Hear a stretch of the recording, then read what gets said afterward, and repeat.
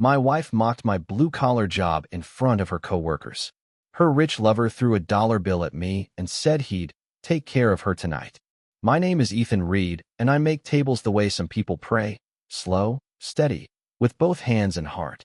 You learn to listen to the grain, to feel where the wood wants to bend and where it refuses. For me, it's more than work, it's a kind of faith. I started Reed & Company. Designs 12 years ago in a cold Colorado garage with a secondhand saw and a heater that coughed itself to death every winter. I took whatever jobs I could get, refurbishing bar stools, fixing antique desks, crafting my first commissions from scraps. Now, I've got a real workshop built into the side of a mountain, apprentices who remind me of younger versions of myself, and a waiting list longer than I ever dreamed of. My wife, Vanessa, used to love this place. She'd bring me coffee on weekends, teasing me for talking to my would-like-it-could answer back. "You and your cathedral," she'd say, smiling. That's what she used to call my shop, my cathedral. Now, she calls it your space, like she's correcting herself halfway through. Vanessa works in marketing, sleek offices, tailored suits, champagne brunches. She's ambitious in a way that commands every room she walks into. When we met, I loved that about her. I thought her sharp edges balanced my quiet corners. But over the years, that balance started to tilt. Her world kept rising higher, and mine stayed grounded in sawdust. Somewhere along the way, I stopped being her pride and became her project. "Don't wear the boots," she says that morning, watching me lace them anyway. "The gala's black tie." "I'll change for the gala," I tell her, planing the edge of a walnut slab. "These are for work." She lingers in the doorway, perfect as ever. Cream silk blouse, gold earrings, the kind of perfume that smells like success. "You don't have to come tonight," she says, her tone light but careful. "It's mostly corporate. You invited me," I remind her. "Right," she says with a thin smile. "Wouldn't be the same without you." A month ago, she forgot to add me to her firm's summer mixer guest list. Total oversight, she laughed, though the event photos told another story. Vanessa in every frame, radiant beside her colleagues. Last week, she told me to skip her business retreat because you'd hate all the jargon. Her phone buzzes on my workbench. Face down, of course. Just the initial L flashes on the preview and a message. "Can we run that pitch again? You were electric." Before I can read more, she snatches it up and laughs too loudly. "Lucas," she says quickly. "One of our investors. Totally harmless." "Harmless investors," I mutter. "Like harmless fireworks." She rolls her eyes. "Please don't turn everything into a metaphor, Ethan." "I build furniture," I say. "Not metaphors." That evening, when I get home, there's a tuxedo waiting for me, one I don't recognize. "Borrowed from the company wardrobe," she says, smoothing the lapel. "You'll look more elevated." What was I before? "Ethan," she says with a laugh that doesn't reach her eyes. On the drive downtown, she keeps coaching me like I'm heading into a job interview. "No shop talk. Don't mention woodworking. Just say you're a designer. It sounds better." "I design chairs that don't wobble," I reply. "Exactly," she says, missing the point entirely. The hotel glows like a jewelry box, all glass and gold. Inside, the air hums with expensive laughter.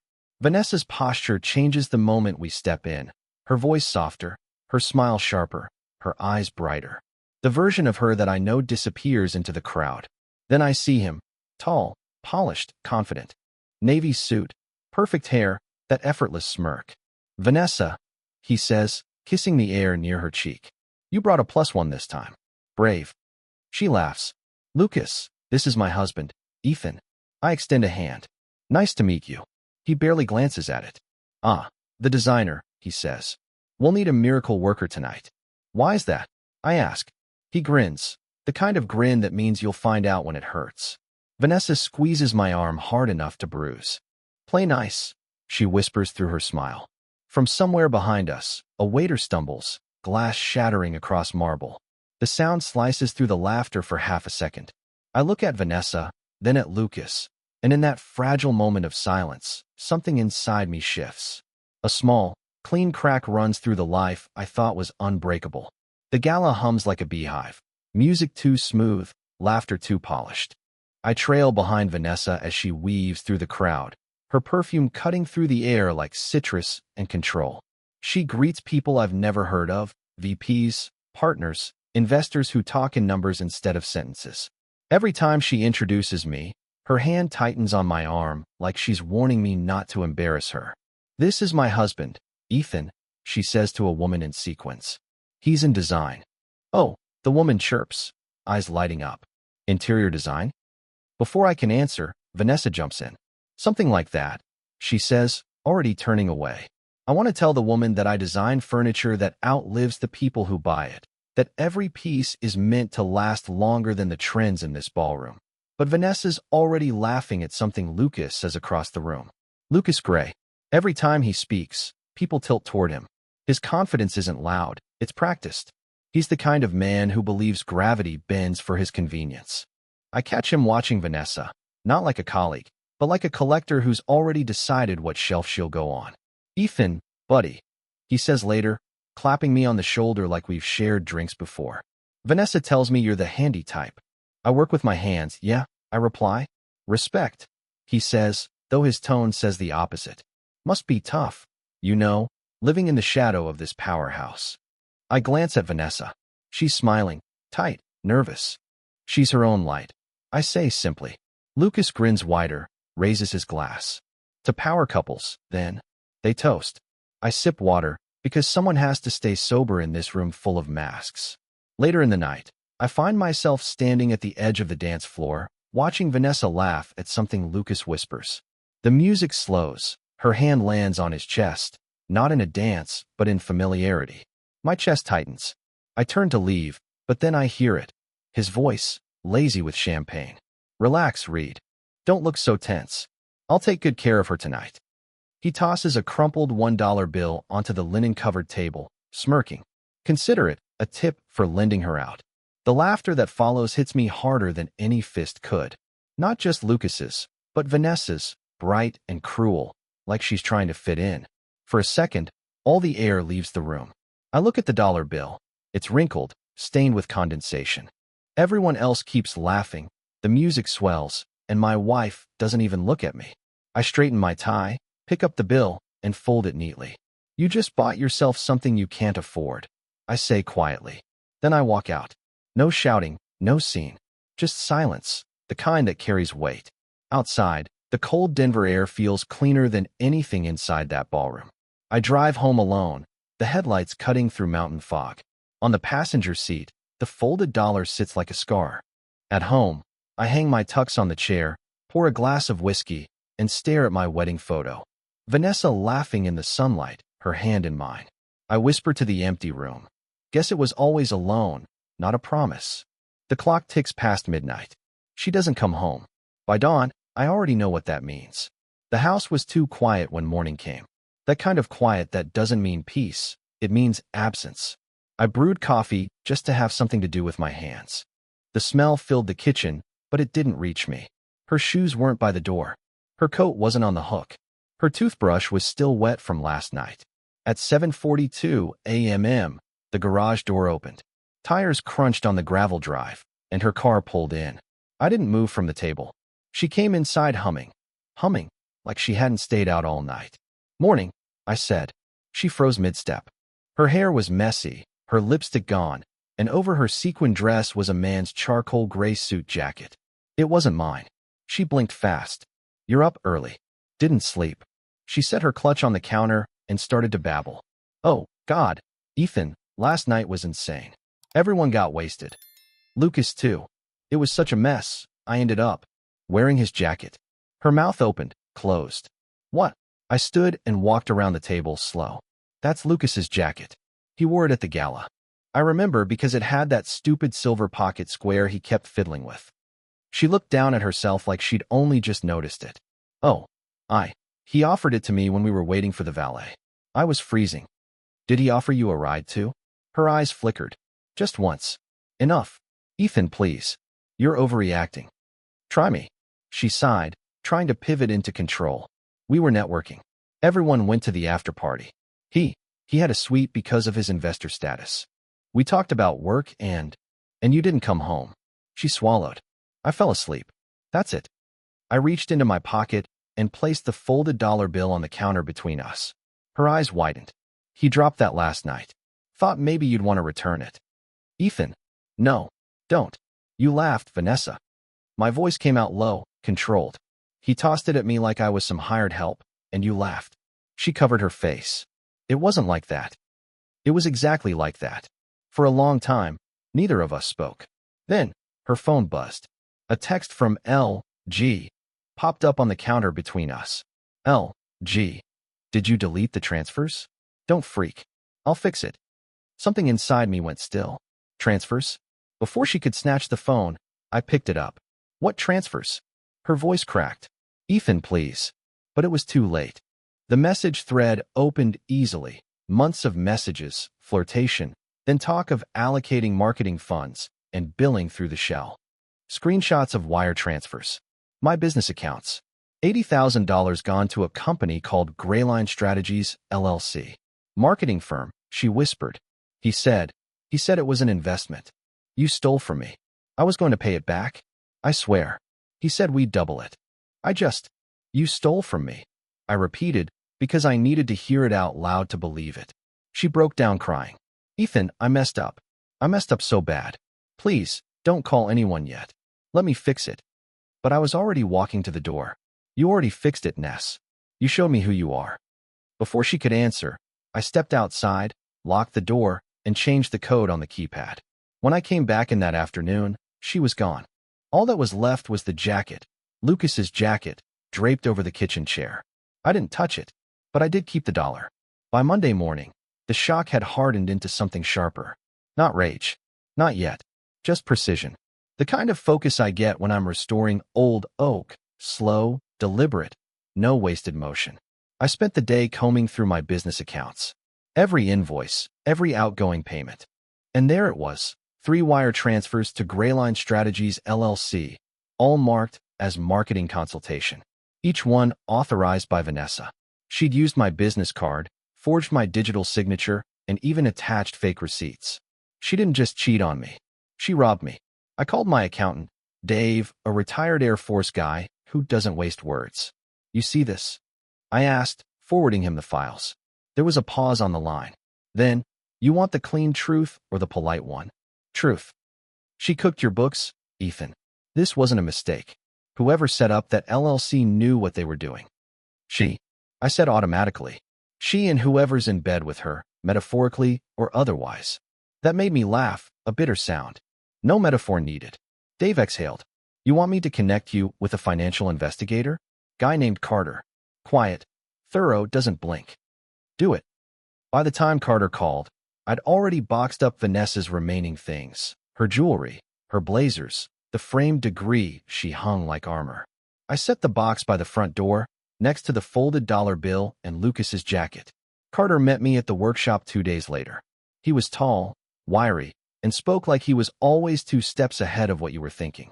Your wife moved $80,000 through a shell account, he said, scrolling through his tablet. Companies registered in Nevada, no employees, no office, no website.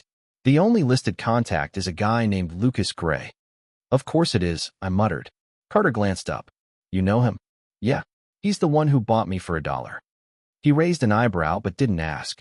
Then you'll appreciate this. Grayline's parent company isn't actually independent.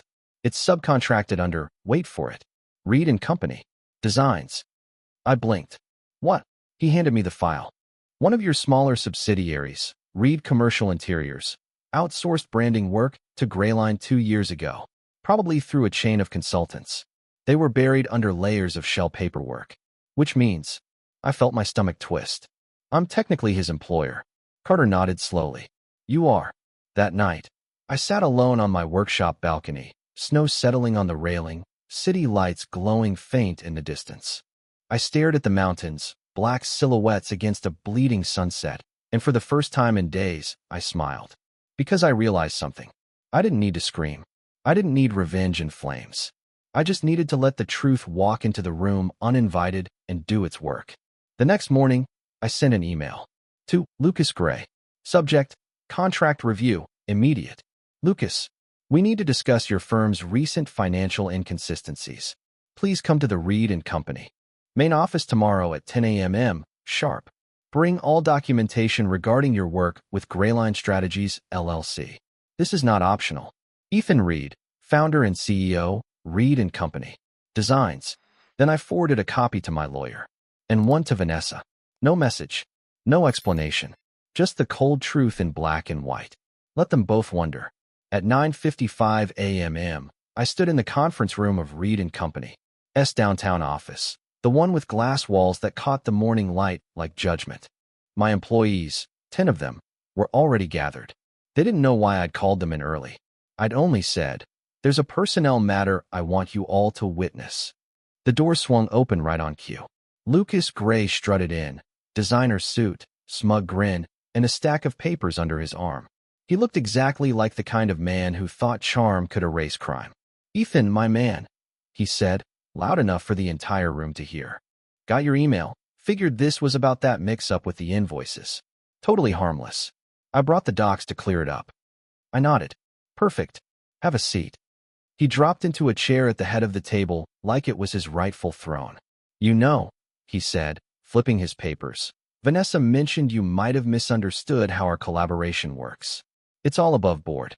She's brilliant, by the way. The campaign idea she pitched? Genius." I folded my hands. "Glad you think so. Because before we continue, there's something I should clarify." He smirked. "Shoot." I turned to the team. "Everyone, this is Lucas Gray, representing Grayline Strategies, a firm currently under contract with Reed & Company. Designs." A few heads turned. Whispers. Lucas grinned wider. "Good to see everyone's familiar with the name. We've been doing some incredible branding work." "Not anymore," I said quietly. The grin faltered. "I'm sorry." I slid a file across the table. "Carter's investigation summary. Time-stamped. Notarized. Undeniable.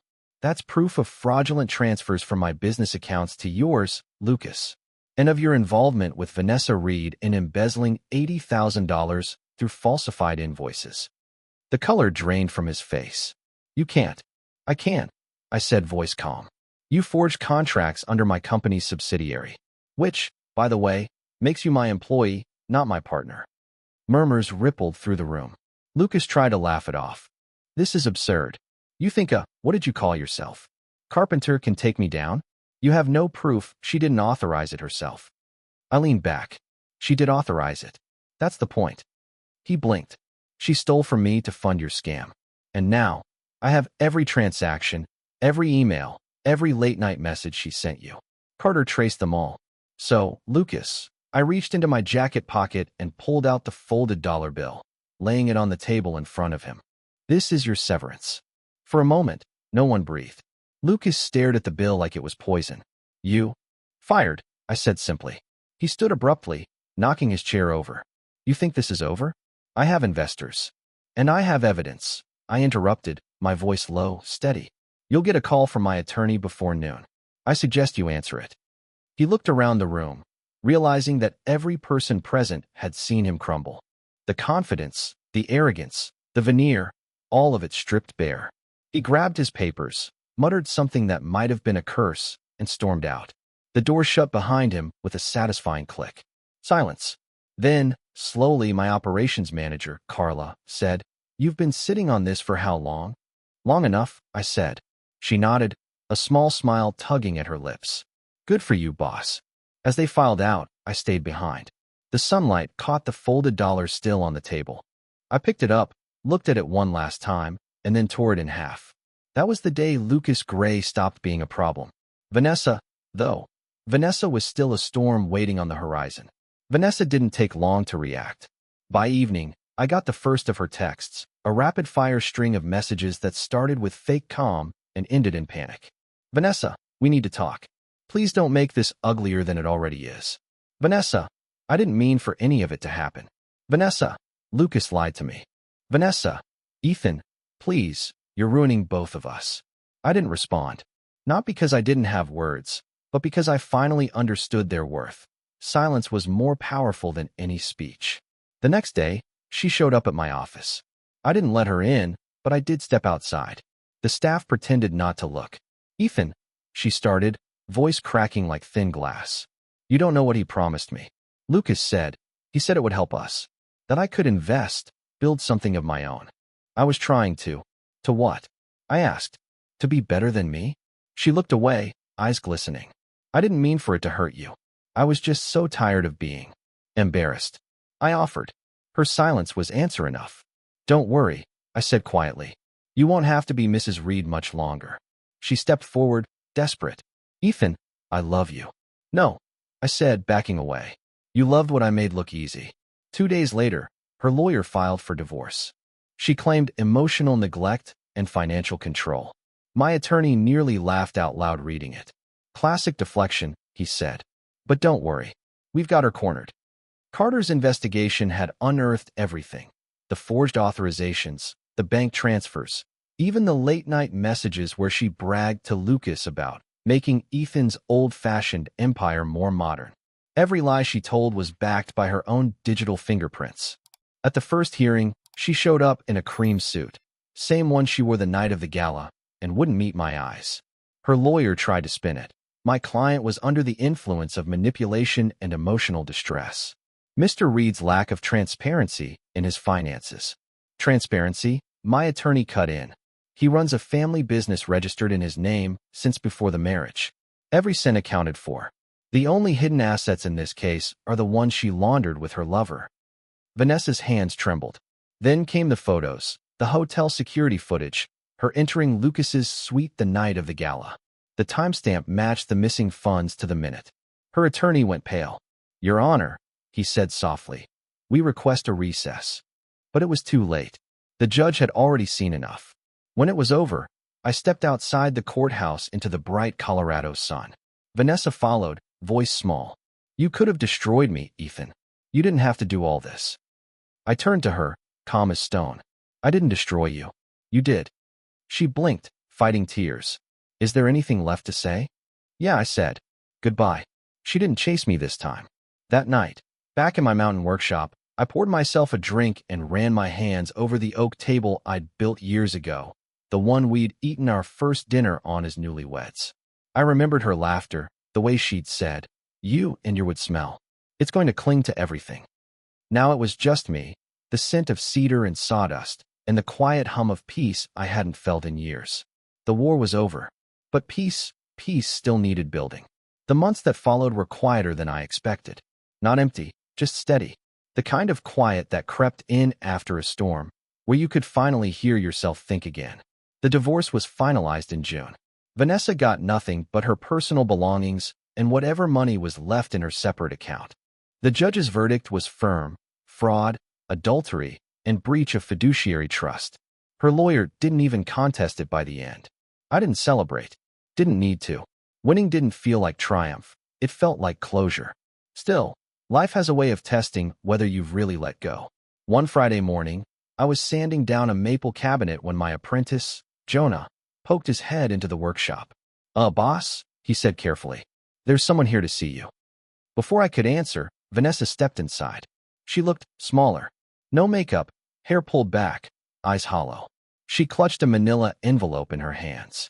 I just need 5 minutes, she said. I nodded, motioned toward the old bench by the window. 5. She sat, her fingers trembling against the envelope. I wanted to apologize, she said softly. For everything. I know sorry doesn't fix what I broke, but I had to say it. I didn't respond. I sold my car, she continued. Paid back half of what I took. The rest, it'll take time. You don't owe me any more, I said quietly. The court handled that. She nodded, eyes filling. I owe me. For what I became. For a moment, I saw the woman I married. Ambitious, yes, but full of fire and warmth. Before it all got twisted into pride. She hesitated, then handed me the envelope. These are letters. Things I couldn't say without it sounding like an excuse. I took it but didn't open it. Vanessa. I started, then stopped. You were part of my story, just not the ending. Her lip quivered. He's gone, you know. Lucas. Disappeared. Investors pulled out. He's under investigation in Nevada for wire fraud. They say he's hiding somewhere overseas. Fitting, I said. Always did like running. She tried to smile, but it faltered. I hope you're happy, Ethan. You deserve to be. I am, I said simply. And for once, it was true. After she left, I stood there for a long time, holding that envelope.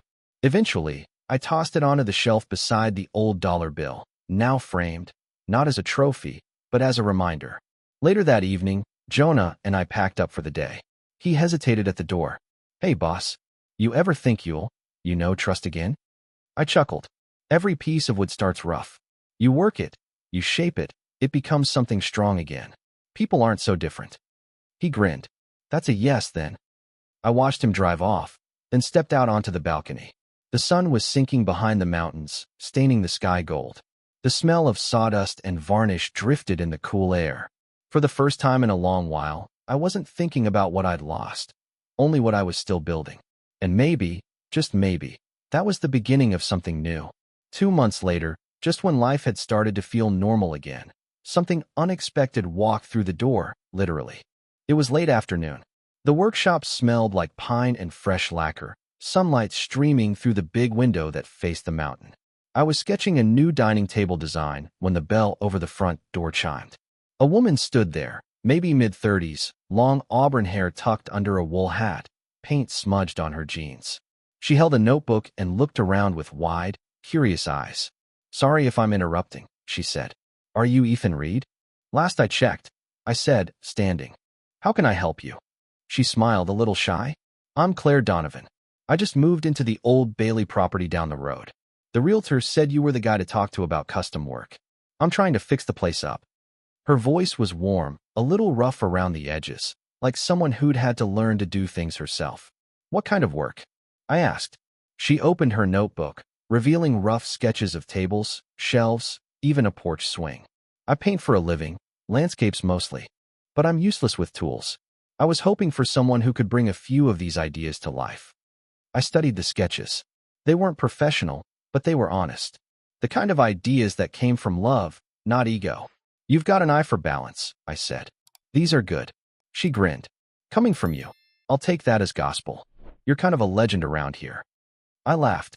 "That's a stretch. Just a guy with a hammer and too much patience." "Patience is underrated," she said softly. For the next hour, we talked about wood types, finishes, her vision for the space. She mentioned she'd left Denver after a bad breakup, wanted a quieter life. I didn't press. I understood more than she knew. As she was leaving, she paused at the door. "You ever do collaborative pieces? Artist and craftsman?" "Sometimes," I said. "Depends on the artist." She smiled. "Guess we'll find out." After she left, I stood in the silence of the shop, feeling something unfamiliar, curiosity, maybe even hope. That night, I started working on one of her sketches, the porch swing. Nothing fancy, just clean lines, sturdy joinery, something meant to hold the weight of conversation. Over the next few weeks, Claire started coming by more often. Sometimes for design meetings, sometimes just with coffee and stories. She'd perch on a stool while I worked, painting little watercolors of the shop, of my tools, of me lost in the motion of sanding or carving. "You know," she said one afternoon, "you move like someone who's been broken once but decided to rebuild better." I looked up, smiling faintly. "You'd make a good carpenter." She tilted her head. "Maybe, but I think you already figured out the part I'm still learning." "What part's that?" "How to turn pain into something beautiful." Her words stayed with me long after she left. By the time the swing was finished, autumn had rolled over the mountains, gold leaves swirling outside the workshop. Claire came to pick it up, running her hand along the grain. "It's perfect," she said quietly. "It feels like peace." "Then it's yours," I said. She looked at me for a long moment. "Maybe it doesn't have to be just mine." For the first time since everything fell apart, I didn't feel the need to look away.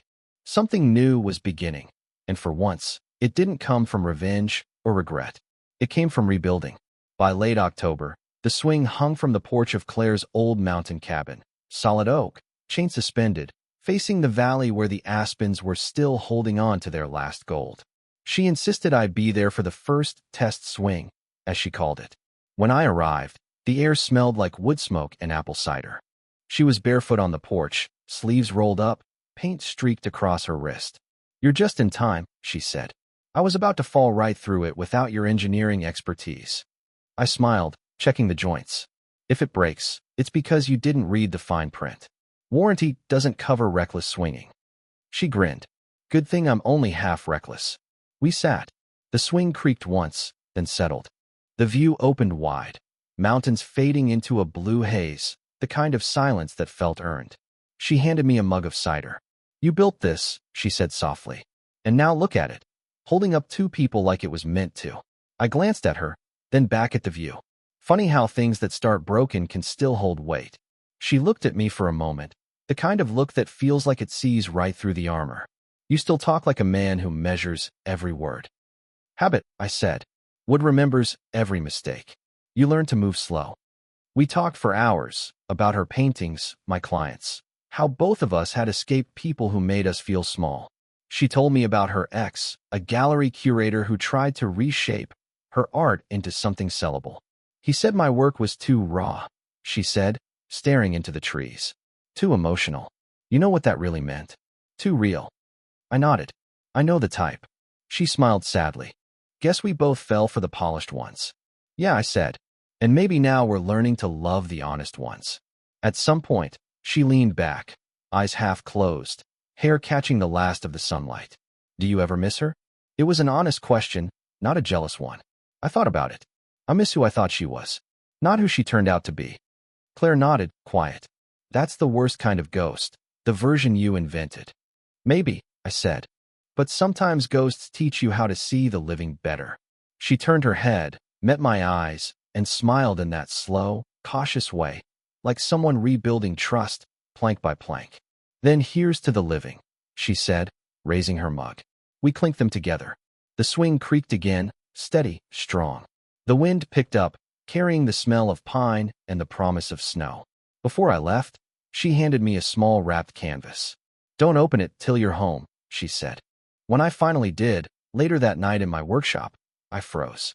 It was a painting, me, standing on the balcony of my shop at sunrise, hands in my pockets, the mountains glowing gold behind me. At the bottom, she'd written in tiny brush letters, "Strength isn't in what you build. It's in what you survive." I set it on the wall beside my tools. For the first time in a long while, the space didn't feel haunted. It felt alive. Winter came early that year. The mountains turned white overnight, and the workshop smelled like cedar and coffee. I stood on the balcony one morning, watching the sun climb over the ridge, the same spot where I'd once stood alone, broken. But this time, I wasn't carrying anger, just peace. Claire came up behind me, wrapping a scarf around my neck. "You always watch the sunrise like it's a sermon," she teased. "Guess I'm still a believer," I said. "In what?" "In second chances." She smiled, slipping her hand into mine. "Then let's not waste this one." Below us, the snow reflected the light in soft gold. The past felt smaller now, like a story I'd finished reading but decided to keep on the shelf. A reminder, not a wound. Vanessa was gone. Lucas was nothing. And me? I was still building. Tables, swings, a life that finally fit the shape of my own hands. The sun broke fully over the peaks, warm against the cold air. My revenge had never been in the ruin. It was in standing here, free, stronger, and at peace.